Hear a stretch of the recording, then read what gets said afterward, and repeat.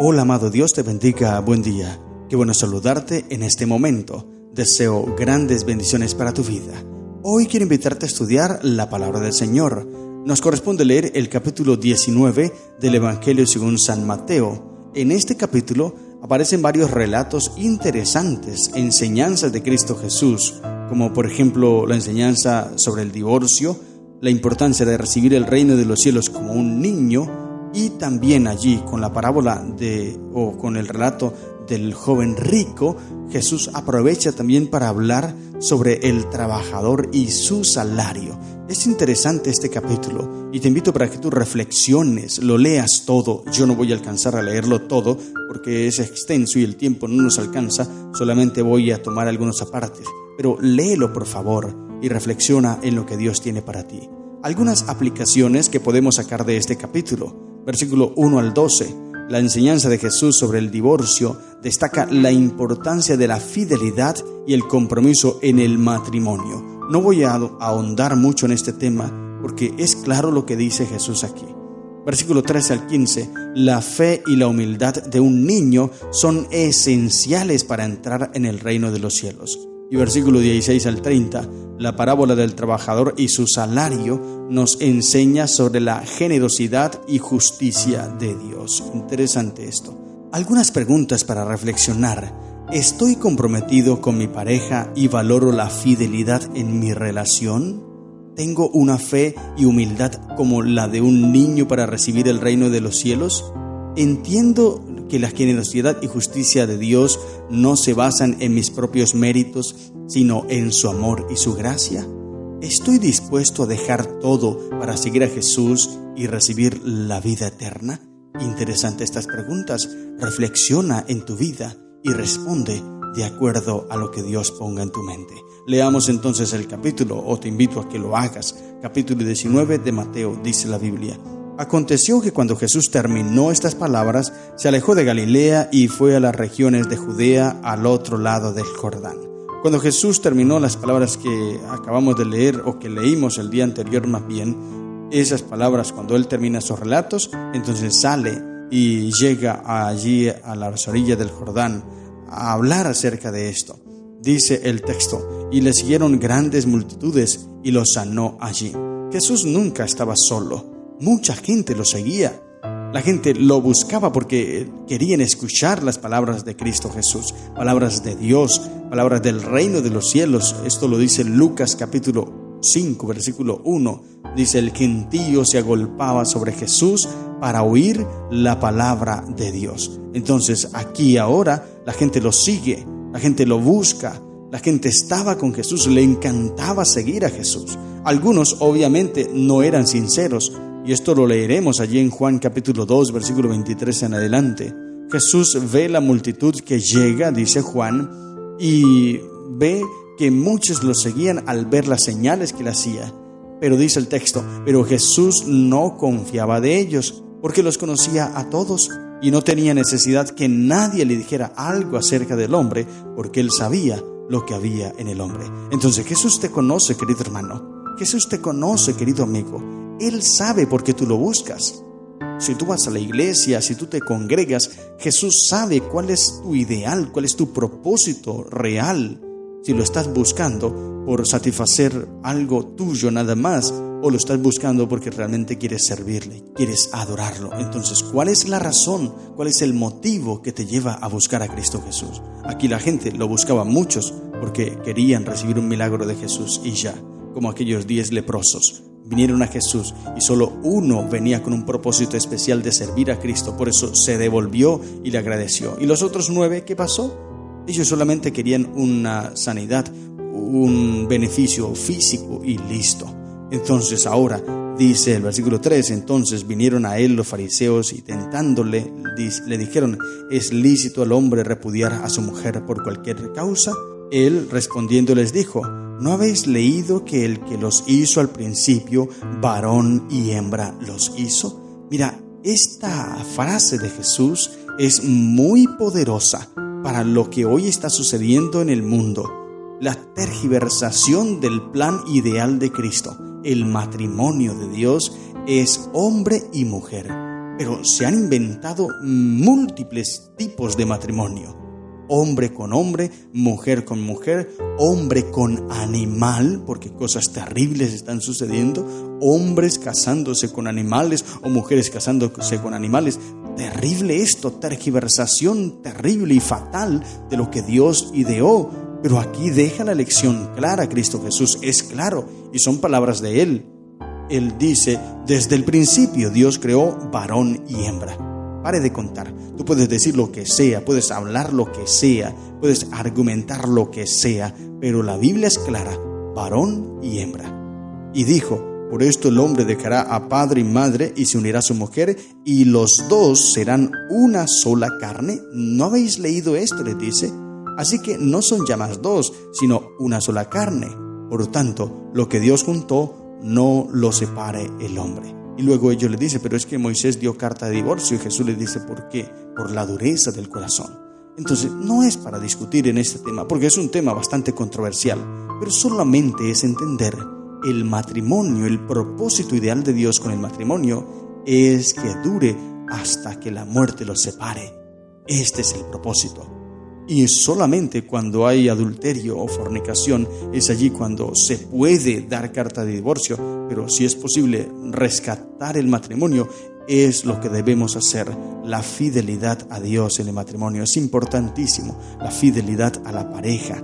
Y no quiero extenderme en este tema porque es muy claro. Tú debes entender el concepto valioso y altísimo que tiene el matrimonio para Dios. Pero algunos tratan de tergiversar, algunos tratan de acomodar sus cosas a sus maneras. Sin embargo, la Biblia es clara. Tú sabes qué es lo que dice la Biblia. Ya si tú quieres entenderlo a tu manera, ya es cuestión tuya, pero Jesús dejó claro el concepto. Dios los creó hombre y mujer. Ahí está claro. Hombre y mujer. Luego que el hombre y esa mujer se unen para casarse, dice el texto que deben vivir solos. Dejar a su padre y a su madre, vivir solos, y los dos serán una sola carne. Y esto no lo debe separar el hombre. Esto es lo que dice la Biblia. Es el concepto del matrimonio. Eso es lo que Dios dejó. Si tú empiezas a hacer otras cosas, ya vas en contra de lo que Dios dice.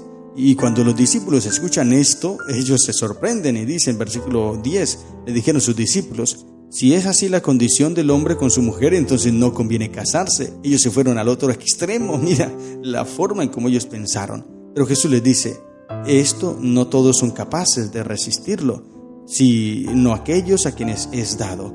Pues hay eunucos que nacieron así del vientre de su madre, y hay eunucos que son hechos eunucos por los hombres. Hay eunucos que asimismo se hicieron eunucos por causa del reino de los cielos. El que sea capaz de recibir esto, que lo reciba. No es algo obligatorio. Y aquí es donde recuerdo una vez más la experiencia que te conté en el día anterior, esa noticia que salió. Este fue uno de los textos con el anterior que leyó ese hombre, que él mismo se hizo eunuco a su manera y luego estaba en problemas. No es una ley que está dando Cristo Jesús aquí. Esto también fue lo que dijo Pablo allí en Corintios. Cuando lleguemos allí a ese texto, analizaremos un poco más. Pablo dijo, mando yo a los solteros, mando yo, no el Señor. Qué bueno les fuera quedarse como yo, o sea, no se casen, pero si no son capaces de resistir, es mejor que se casen a que se estén quemando. Esto es lo que está diciendo Pablo, es lo mismo que está diciendo Cristo Jesús aquí. O sea, Él no quiere, Dios no quiere que los hombres estén solos, porque Él dijo al principio, no es bueno que el hombre esté solo, le haré una ayuda idónea. Sin embargo, si tú puedes estar solo sin pecar en esa parte de la codicia, el adulterio y la fornicación, entonces quédate solo y te librarás de ese problema del cual los discípulos están viendo allí. Dicen, esa condición del hombre es terrible, entonces es mejor no casarse.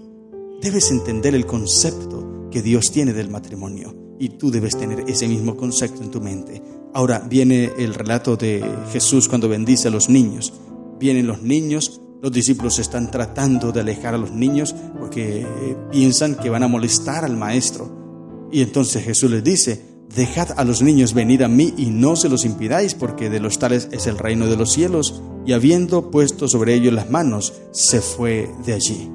El Trabajo del Sur es un libro escrito en inglés de Elena de White del 18 de diciembre del año 1907, dijo la sierva de Dios.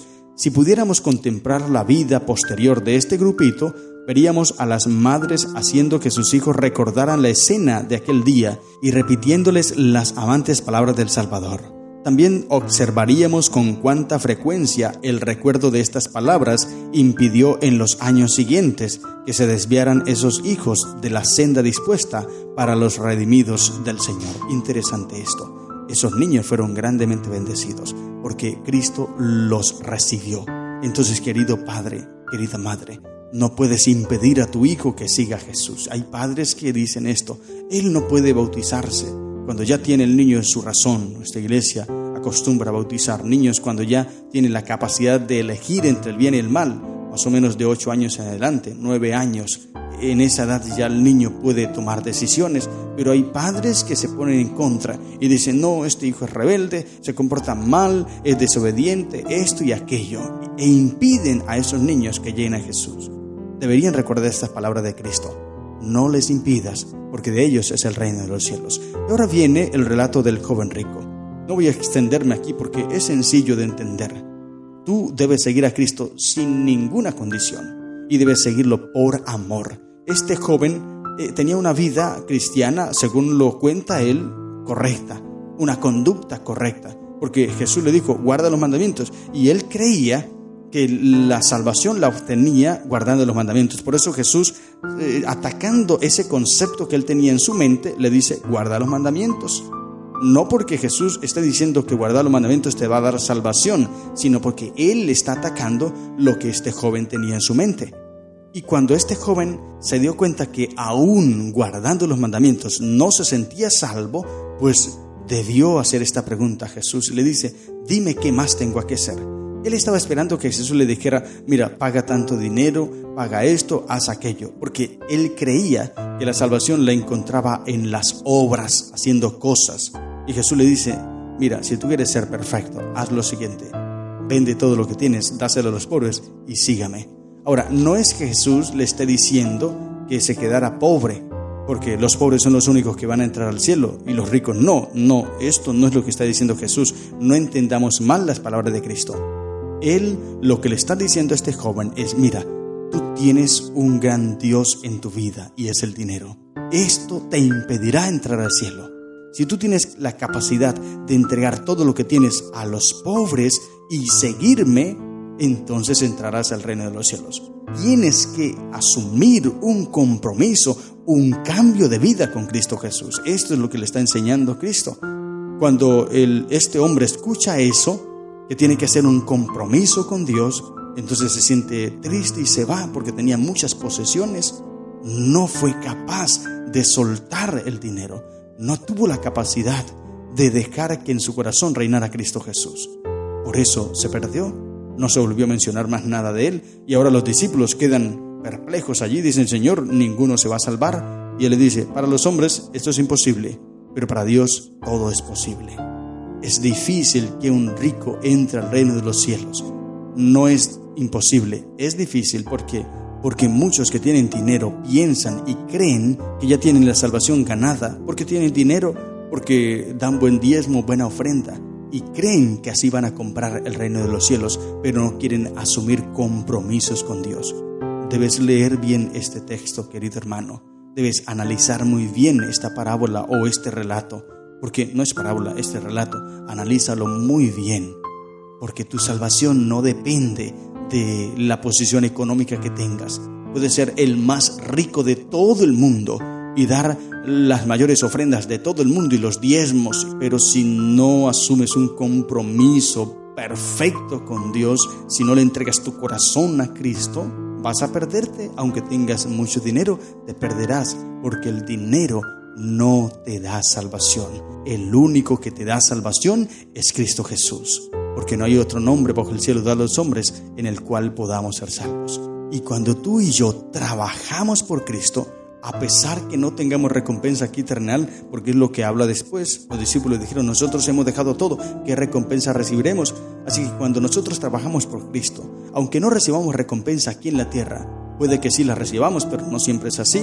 Puede que no recibamos recompensas, pero tendremos un galardón. Y esto lo leímos en el capítulo 5 de Mateo, cuando dice, después de finalizar las bienaventuranzas, Jesús: gozaos y alegraos, porque vuestro galardón es grande en el cielo. Querido hermano, hay recompensas lindas para ti y para mí si somos fieles a Cristo y seguimos en su palabra. Por eso hoy sigue el ejemplo de Cristo. Aférrate a Cristo Jesús. Saca de tu corazón el amor al dinero y el amor a las cosas terrenales y ama solamente a Cristo. Que Él sea el único que viva y reine en tu corazón. Estas son las lecciones que encontramos en el capítulo 19 del Evangelio según San Mateo. Que el Señor te bendiga. ¡Feliz día!